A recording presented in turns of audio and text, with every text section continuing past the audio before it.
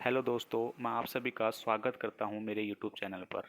दोस्तों, आज हम इस वीडियो में साइकोलॉजी के कुछ ऑब्जेक्टिव क्वेश्चन सोल्व करेंगे जो कि बहुत बहुत इंपॉर्टेंट होंगे एग्जाम की दृष्टि से। देखिए दोस्तों, बिना टाइम वेस्ट करे हम पहले क्वेश्चन पे आते हैं। पहला क्वेश्चन है आपका, इनमें से कौन मनोवैज्ञानिक भाषा विकास से संबंधित है। यानी आपसे ये क्वेश्चन ऐसे पूछना चाह रहा है कि कौन से मनोवैज्ञानिक है जो भाषा विकास से संबंधित है। तो दोस्तों, चार ऑप्शन आपके सामने नीचे है। क्या पावलोव है, बिने है, चोमस्की है, मास्लो है। आप याद करने की कोशिश कीजिए। पावलोव है, बिल्कुल नहीं। बिने है, बिल्कुल नहीं। मास्लो है, बिल्कुल नहीं। इसका आंसर होगा राइट, चोमस्की। नोम चोमस्की, मनोवैज्ञानिक नोम चोमस्की है जो भाषा विकास से संबंधित है। इन्होंने भाषा विकास सिद्धांत दिया है। दोस्तों ध्यान रखिए, कौन सा सिद्धांत दिया है? भाषा विकास सिद्धांत दिया है चोमस्की जी ने। ठीक है, नेक्स्ट क्वेश्चन। छात्र के अवांछित व्यवहार के संशोधन हेतु, अवांछित मतलब अप्रिय व्यवहार, गलत व्यवहार के संशोधन हेतु, यानी उसको हम सुधारना चाहते हैं, हेतु सबसे प्रभावी विधि कौन सी है। यानी अगर हम किसी बच्चे का गलत व्यवहार सुधारना चाहते हैं तो उसके लिए सबसे प्रभावी विधि कौन सी होगी? उसे माता पिता को सूचित करेंगे, छात्र को दंडित करेंगे। देखो, साइकोलॉजी एक सीधा सा फंडा है कि हमें विनम्र रहना सिखाती है, तो दंडित तो बिल्कुल ही नहीं, इसको तो बिल्कुल क्रॉस मार दीजिए। उसे नज़रअंदाज, नज़रअंदाज आप टीचर होकर नज़रअंदाज तो कर ही नहीं सकते, तो नज़रअंदाज को भी क्रॉस मार दीजिए। अब आपके सामने बचते हैं दो ऑप्शन। पहला ऑप्शन, उसे माता पिता को सूचित करना चाहिए, या फिर अवांछित व्यवहार के कारणों का पता लगाना तथा उपचारों का सुझाव देना। देखिए दोस्तों, माता पिता को सूचित करना, अगर अब छात्र छोटी छोटी गलतियां करता रहेगा, कुछ न कुछ गलत हरकत करता रहेगा, तो हम हर चीज़ के लिए माता पिता को सूचित तो नहीं कर सकते, फिर हम टीचर होने का क्या फर्ज निभाएंगे। तो ये ऑप्शन इसके पर्पज से बिल्कुल सही नहीं है। ऑप्शन नंबर डी बिल्कुल सही होगा, अवांछित व्यवहार के कारणों का पता लगाना तथा उपचारों का सुझाव देना। यानी उसके क्या व्यवहार है, ऐसे गलत व्यवहार करने के पीछे रीजन क्या है, पहले हम उसका पता लगाएंगे, फिर उसका उपचारों का क्या देंगे, सुझाव देंगे। अब ध्यान दीजिए, देखो दोस्तों, इसमें मैं आपको दो शब्द बता रहा हूँ जो कि बहुत इंपॉर्टेंट है। इसने एक लाइन, इस लाइन को ढंग से पढ़ी, इसमें दो चीज़ें आ रही है।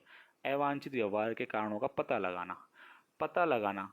दोस्तों, पता लगाना, अगर हम किसी भी कोई समस्या है उसके कारण का पता लगाते हैं तो उसको बोलते हैं निदान। उसको क्या बोलते हैं? निदान। ये आपसे पूछा जा सकता है, ध्यान रखिए, निदान। और उपचारों का सुझाव देते हैं तो उसे बोलते हैं उपचार। तो दो शब्द होते हैं, निदान और उपचार, ये दोनों इंपॉर्टेंट है। निदान का मतलब होता है कारणों का पता लगाना, और उपचार का मतलब होता है उपचार करना। ठीक है, नेक्स्ट क्वेश्चन। पियाजे के अनुसार संज्ञानात्मक विकास की तृतीय अवस्था है। दोस्तों, आप अच्छे से पता है, जीन पियाजे ने, जो कि एक मनोवैज्ञानिक है, उन्होंने संज्ञानात्मक विकास की चार अवस्था बताई है, और चारों अवस्था चारों ऑप्शन में आपके सामने नीचे लिखी हुई है। आपको उनमें से तीसरी अवस्था कौन सी, उस पर टिक करना है। तो मैं आपको पहले क्रमवार बता रहा हूँ, पहली अवस्था कौन सी है। दोस्तों, पहली अवस्था संवेदनात्मक गामक अवस्था, ये है इसकी पहली अवस्था। दूसरी अवस्था कौन सी है? दूसरी अवस्था है दोस्तों पूर्व संक्रिया अवस्था। तीसरी अवस्था कौन कौन सी है? मूर्त संक्रिया अवस्था। और चौथी कौन सी है? औपचारिक संक्रिया अवस्था।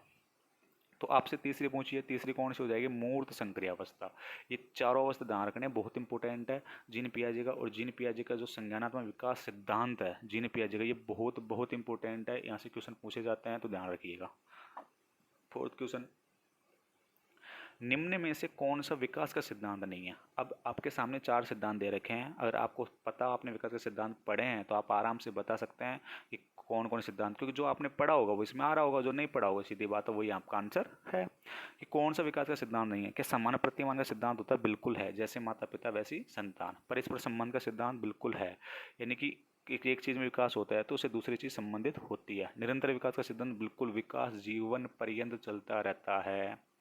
अनुकूलित प्रत्यावर्तन का सिद्धांत, बिल्कुल ये आपका आंसर होगा। ये अपन ने नहीं पढ़ा है, ये कोई विकास के सिद्धांत में नहीं आता है, तो आपका आंसर होगा अनुकूलित प्रत्यावर्तन का सिद्धांत।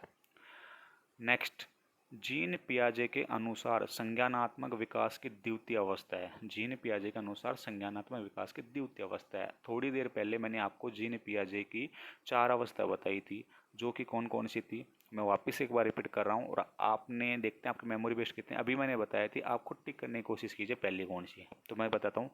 सबसे पहली अवस्था है ज्ञानेंद्रिय अवस्था, इसको ज्ञानेंद्रिय बोलते हैं, संवेदी गामक अवस्था भी बोलते हैं। दूसरी अवस्था कौन सी है? पूर्व संक्रिया की अवस्था। तीसरी अवस्था कौन सी है? मूर्त संक्रिया की अवस्था। और चौथी अवस्था कौन सी है?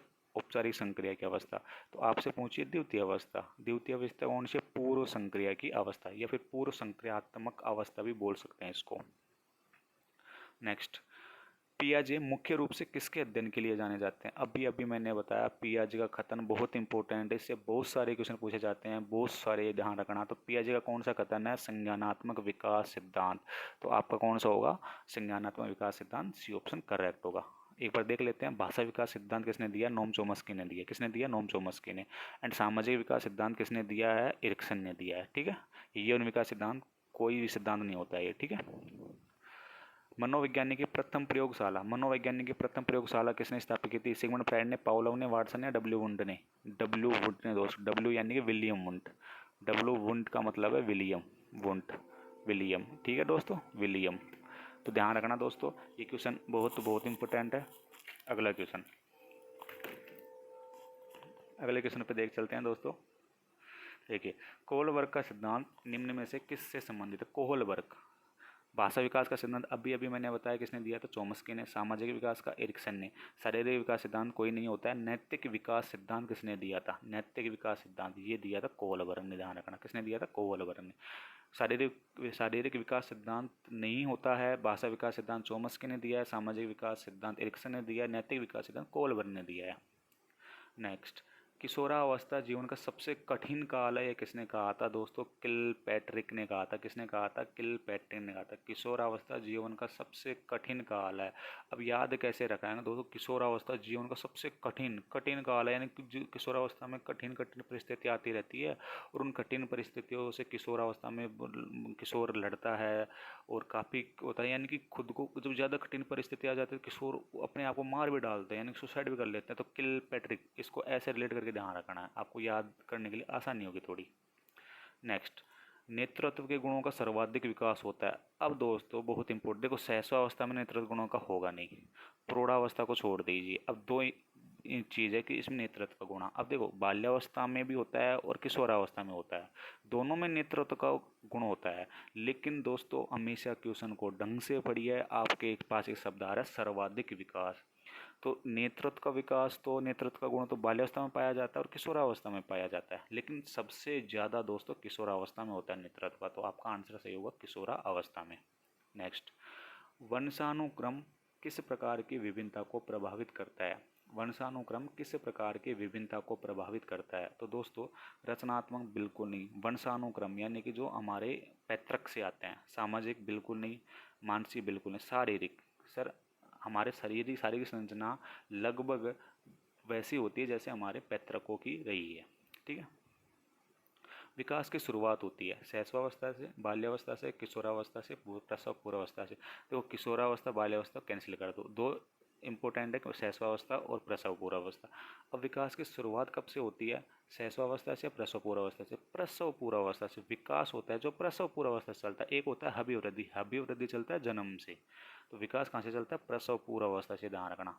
तो दोस्तों ये हमारे कुछ क्वेश्चन थे जो इम्पोर्टेंट थे, हमने 8-10 मिनट में बहुत इंपॉर्टेंट क्वेश्चन सोल्व करे हैं। ऐसे ही अगर आप चाहते हैं कि ऐसे ही ऑब्जेक्टिव क्वेश्चन साइकोलॉजी के आते रहें जो बहुत इंपॉर्टेंट हो और उनको याद करने की टेक्निक में आपको साथ साथ बताऊं, दोस्तों लाइक कीजिए और नीचे कमेंट में जरूर बताइए कि आपको ये वीडियो कैसे लगी, आपको क्वेश्चन कैसे लगे। ठीक है दोस्तों, थैंक यू।